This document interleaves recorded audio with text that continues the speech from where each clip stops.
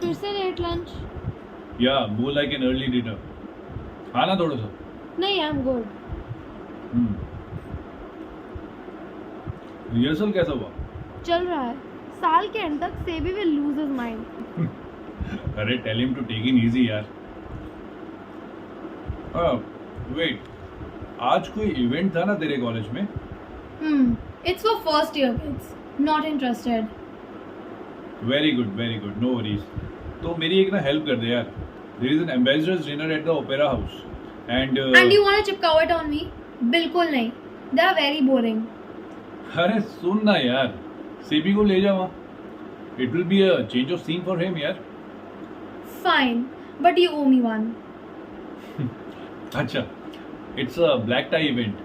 तो ऐसा कर, मेरा एक सूट ले जा and it should fit him fine. Works. चल कूल यार.